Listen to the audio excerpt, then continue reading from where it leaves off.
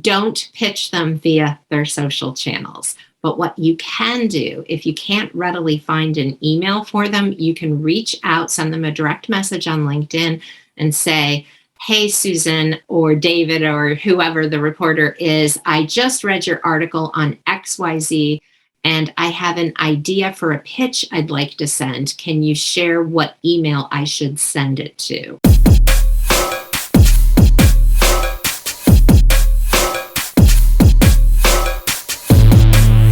Hello, Profit First entrepreneurs and thought leaders. I am so excited today because we have a very special guest with us today. Her name is Lorraine Schuchart, and Lorraine is, by background, a public relations strategist.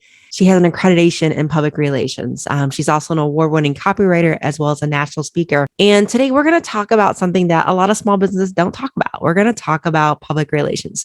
A lot of small businesses, even if they're $500,000 to $50 million, they go, oh, that's a Chevron problem. That's an Exxon problem. That's a Procter and Gamble problem, right? And they don't think that PR really applies to them. And, PR is a marketing method, right? It's about getting your name out there, becoming known as the expert or really the choice, right, in your field. And I'm so excited today because Lorraine Schuchart is joining us today. And Lorraine is actually the owner of a public relations agency called Prosper for Purpose. And Prosper for Purpose is a little bit different because what they do is they really work with change makers or entrepreneurs that are really all across the United States. And what she does is she helps them build not only just brand, but really allows their message to resonate, to create impact in the world, while at the same time they grow their bottom line.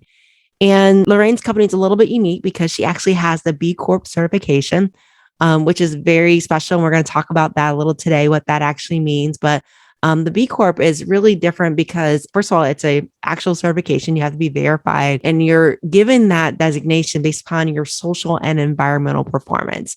They have a certain level of public transparency, legal accountability, and impact to the environment while at the same time being profitable. So this is a pretty big deal that Lorraine has chosen to go that route. And also Lorraine, she has a podcast. She has a podcast called the Prosper Project Podcast. So please join me in welcoming Lorraine to the platform so we can talk about PR and a little bit about the B Corp certification. Hey, Lorraine, how are you doing today? Hi, Suzanne. It's great to be with you today. So today we're going to be talking about PR and marketing, because I know a lot of small businesses, we focus on ads. We tend to venture into the Google ads pretty early. Some of us might get a little sophisticated into the Facebook ads, but when it comes to PR and public relations, a lot of us are like, what is that? And how do I get that started? So Lorraine, let's define what public relations is and let our audience know a little bit more about that. Yeah, so thanks for asking that question. It's really important. And I always differentiate between public relations and publicity. So publicity is one piece of public relations, but public relations is always about developing shared value. So shared value between a company, its employees, its vendors, all of its stakeholders. And so it's how do you create those relationships through communications, while publicity is about getting in the news media, getting in media, getting on podcasts, TV, broadcast and print, right? And so it is PR, but it's just one component of PR. I love that. And so tell me, where does one start in terms of venturing into PR? Like, first of all, is that for everybody? Should everybody that's an entrepreneur be getting out there in PR, or who uses that? And how do you get started on PR? That's a really good question. So most people jump right into pitching. So there's a lot of people out there saying, swipe my pitch template that earned me X, Y, and Z. But the reality is pitching is like step 4 or 5. So you really start by thinking about, yes, first of all, yes, everyone should be using PR. If you're an established business, you might not want to use it your first 3 months, but as soon as you start achieving a certain level of success, you want to start reaching out to the media. Now, you're not going to be 3 months in and be pitching Forbes, but you could be 3 months in and pitching your local press, your local TV shows, especially morning shows. They're always looking for interesting guests that can bring innovative thoughts and ideas to their audiences. But the first step is actually to understand what you're hoping to achieve. So there's basically two goals that you can start with. One is, do I just want to be able to add to my as seen in bar on my website and put, those logos there to give me credibility for the people who come to my website? Or am I actually looking to get publicity on publications, outlets where my ideal clients are going to be reading or watching, so that when they hear about me, they'll come to my website? So two different goals, and understanding which goal you're going for. And you can certainly do both, but with each publication, know which goal you're going after. That's really the first step. I love that. So knowing really where your endpoint is it to build credibility, to get better known, or actually generate leads, right? Right. Will really determine how you use that PR. And so if somebody's new and they're getting in started in that world of PR, and, obviously what most businesses out there, right, they're building profits. And in order to build profits, right, they have to build revenue. So let's assume that it's leads that they're trying to build. Where do you get started with that PR? Like, how do you start to get your name out there? How do you start to use the media in order to get known? Yeah. So first of all, as you're navigating the media, if you have a couple of clients, or you yourself could have been a client at one point, think about the outlets that or channels that you regularly pay attention to. What are your favorite podcasts? What do you read that's in print? What do you read online? What TV shows and maybe radio stations do you listen to? Ask that of your clients. And then if you want more of a certain kind of client, understanding the media they consume is your first step.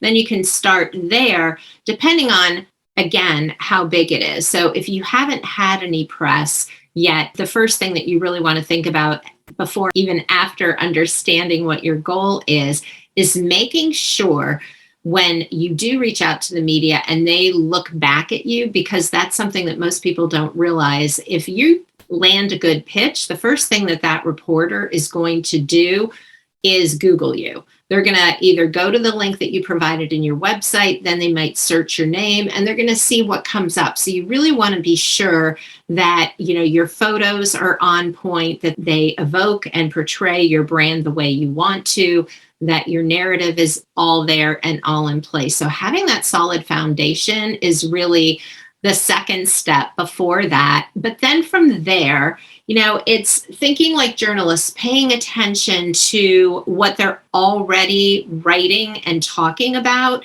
and finding creative angles. So one of the things that you can do is just look what's going on in the news. Are people talking about a recession? So if you're a profit first accountant and you're consulting with clients, maybe you're doing a video and you're sharing it on your channels, and then you're writing a pitch around, I've been talking to my clients about how to optimize the profit first method as we're heading towards a recession. Now, I'm just totally making this up because I'm not a profit first expert, but that would be one idea how you could kind of tap into a conversation that's already taking place.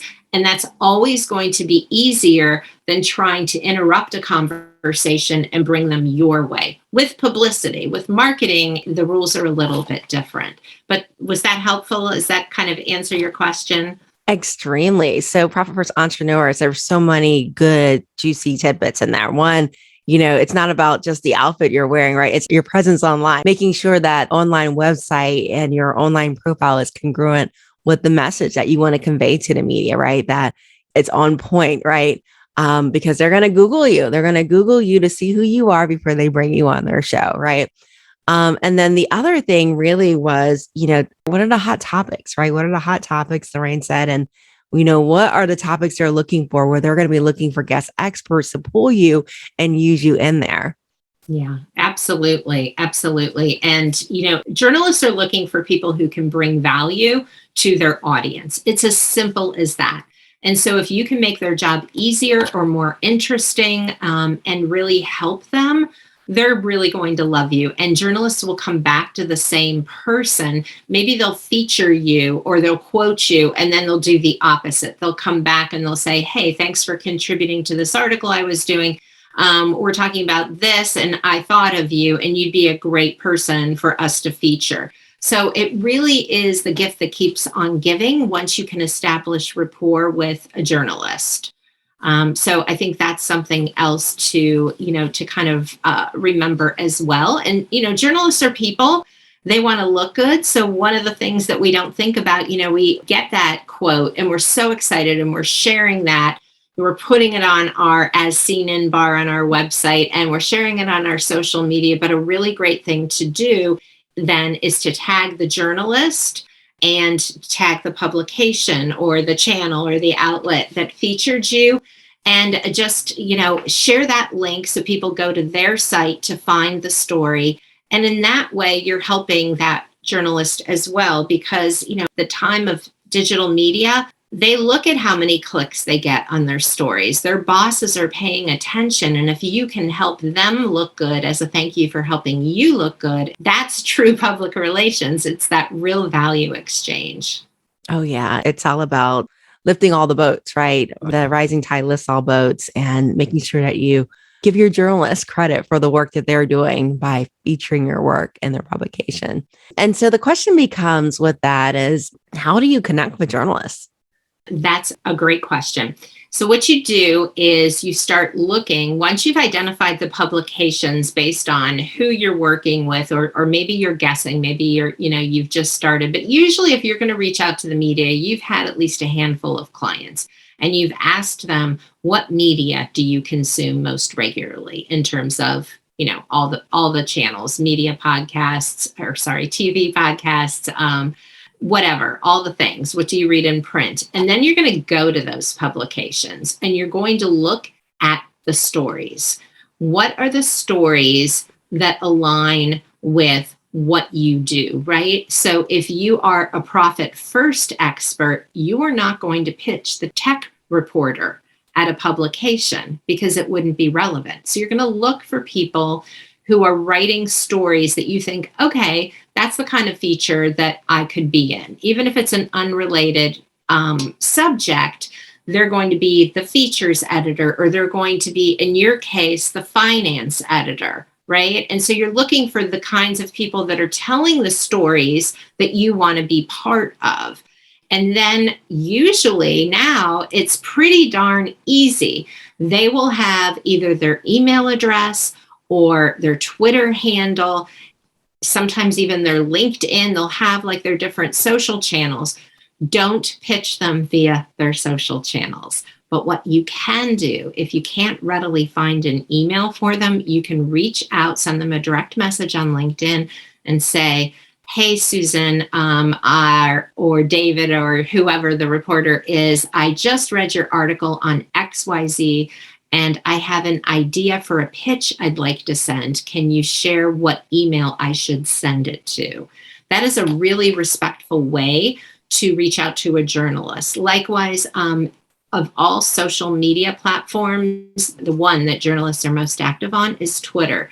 Again, don't pitch them, but if that's all you can find for a certain reporter, you can send them a direct message on Twitter saying, really loved a recent article you did, would like to email you a pitch. Can you share which email I should use? And hopefully you will get a response, because again, journalists, they're looking for the good stories to tell. So those are two ways, in addition to going to the source, that you can find information for journalists if you're not working with a PR person. So PR people and even PR teams within companies have access to online subscription services where you can go in and put in the name of a reporter or the name of an outlet and find the right reporters directly that way. But for most entrepreneurs, you don't have that kind of access. So you can do it the old-fashioned way.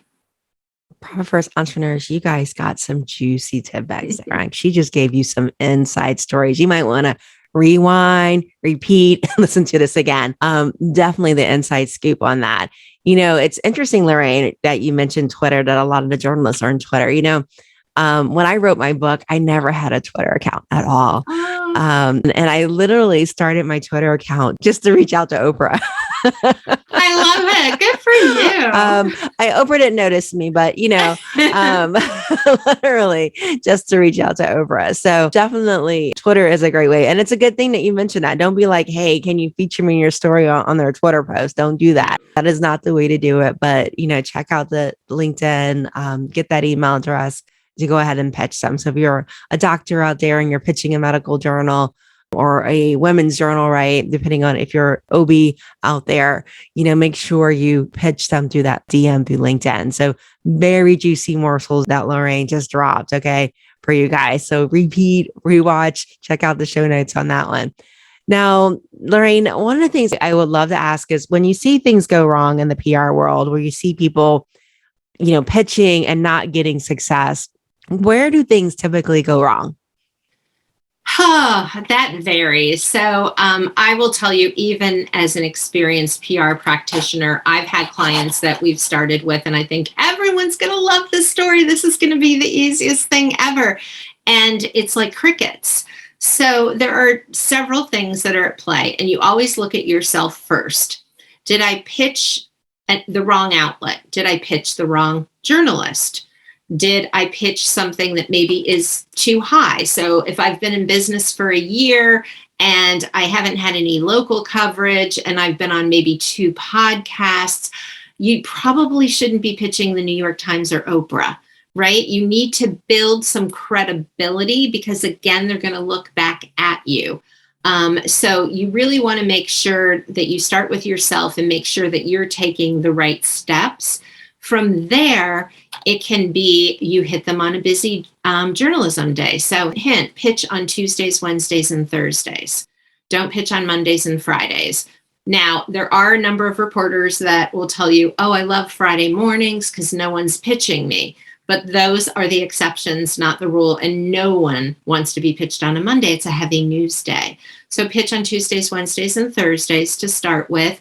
And if you don't receive a response, here's what you don't want to do. You don't want to reach out to the journalist a day later or hours later. I've seen people do that and say, did you receive my email? Ouch, no. Because the thing is with journalists, you want to be super respectful and give them the space. The average journalist receives over 50 pitches a day, and the big publications receive more than that. So it's very possible that it's going to take 24 hours before the journalist even sees your pitch. So what I tell people is wait about 3 days. And if you haven't heard anything, here's my trick. Hit forward on the email, and in the subject line, don't have it say forward, change it to regarding, to the RE colon. So it's the same subject. And then at the top, write any interest question mark. Super simple. And what it does is half the time the journalist has not seen your email or didn't open it because maybe the subject line wasn't right. That's another thing. And I mean, that's the problem. There are so many little things, but this is how I suggest that you follow up. It'll at least give you a second chance to be seen. After that, you probably want to let it go unless there's something new that you can add to your pitch. So for example, if you're pitching, let's just say you're a profit first expert and the recession is declared, or it's declared that it probably isn't going to be a recession after all. You've got an angle now that you didn't have before. Any kind of data, journalists love data.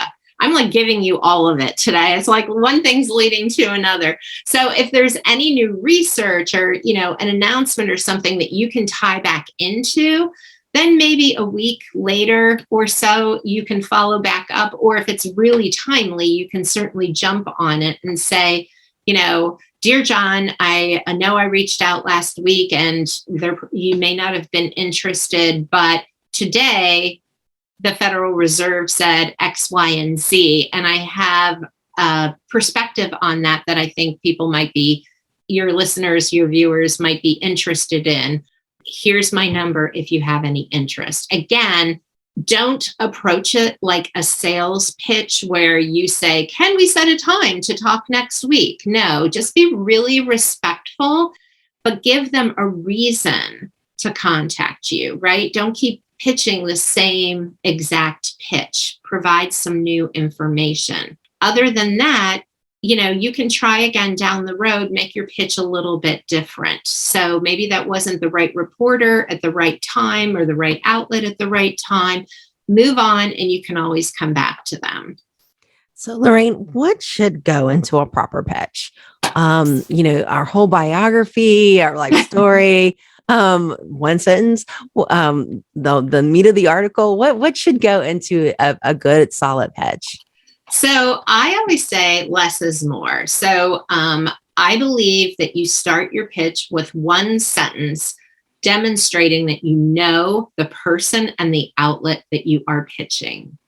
So I would never pitch you, for example, and say, Susanne, I really love your podcast. It's amazing. Wondering if you'd like to talk about adding bling to your clothing. I'm a bling expert.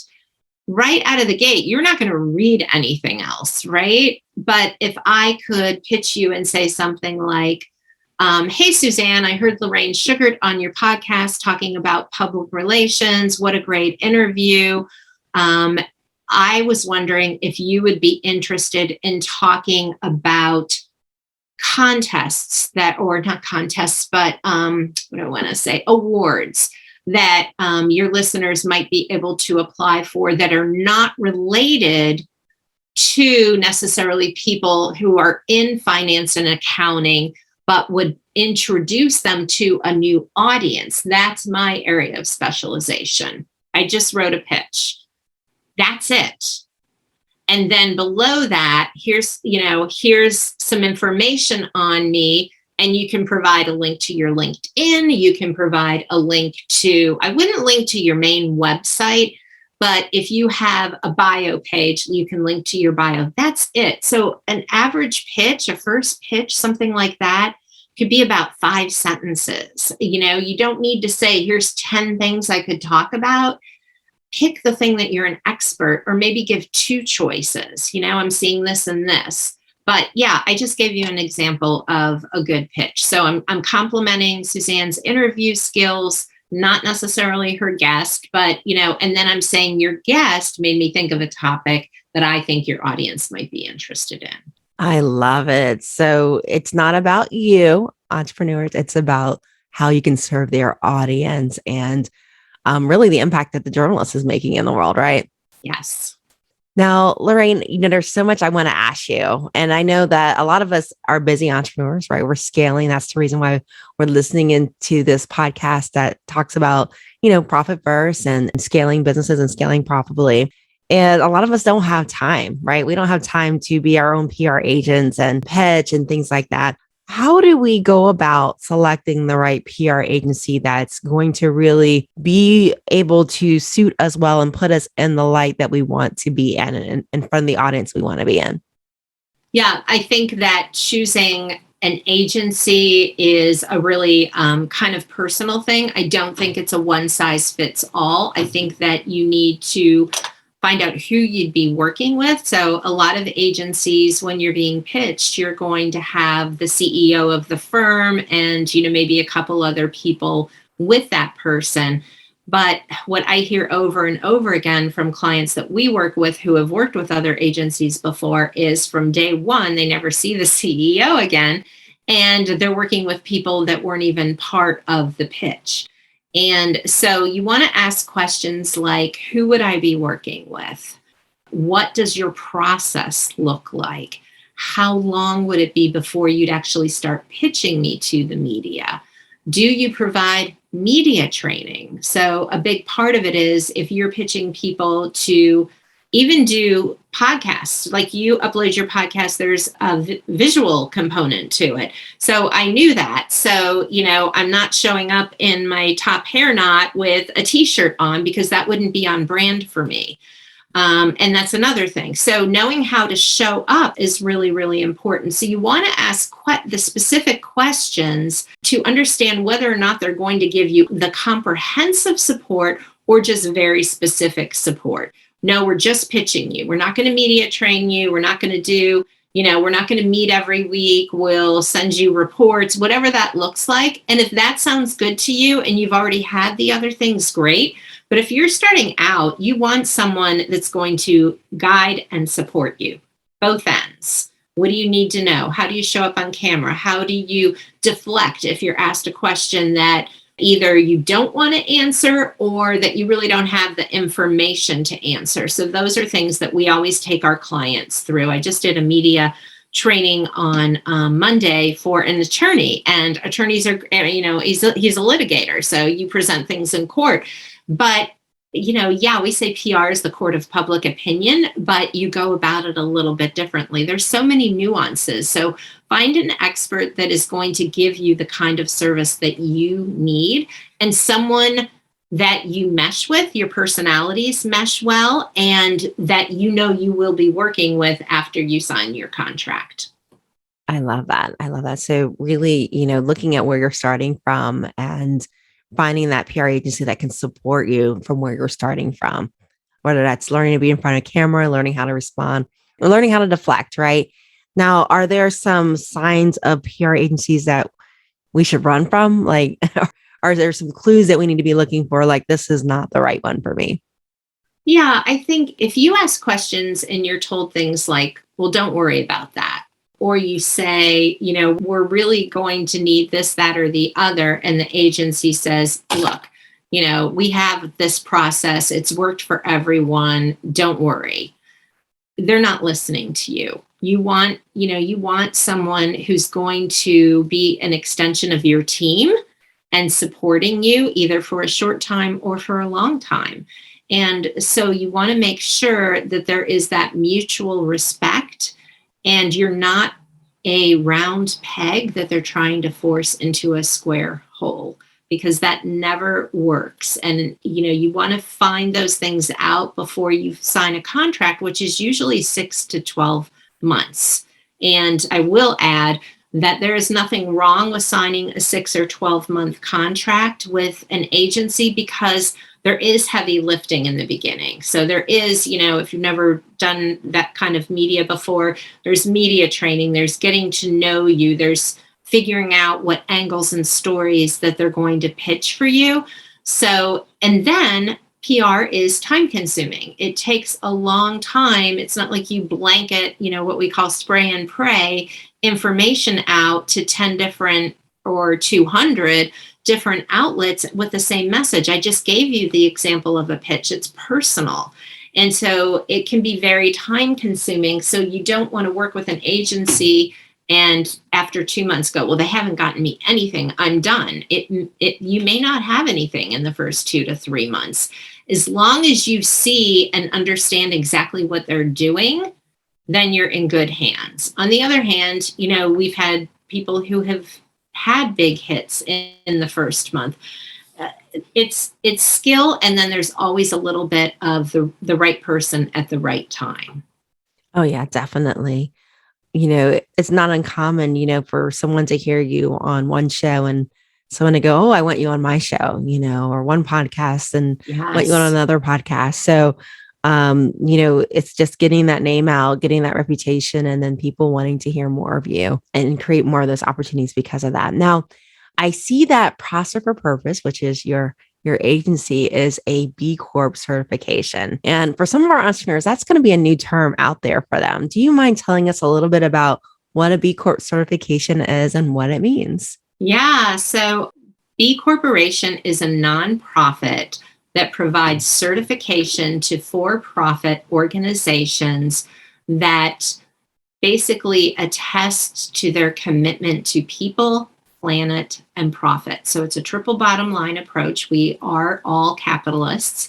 We want to make money. We just want to make money without hurting people, without hurting the planet. And actually, we want to help those two things. So we're actively seeking to reduce our carbon footprint. We're actively seeking for ways that we can enrich the planet. We're also really concerned about how we source things and who we partner with. And we're looking at the way that we treat our employees. So, before I started my company, I worked at a national retailer and I was put in charge of employee engagement. And one of the things that I did there was institute 3 days a year where people could volunteer with their team.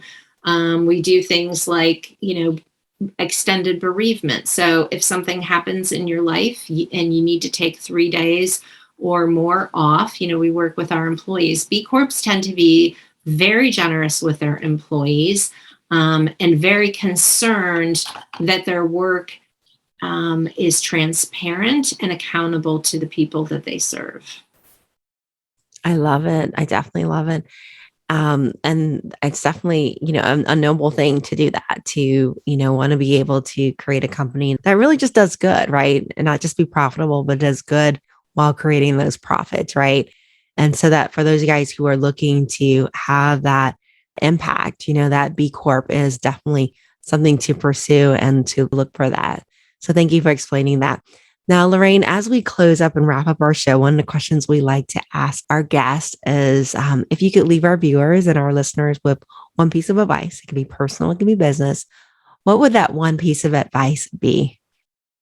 I think my piece of advice, since we were talking about public relations, is that don't think that you have to have all your ducks in a row to do it.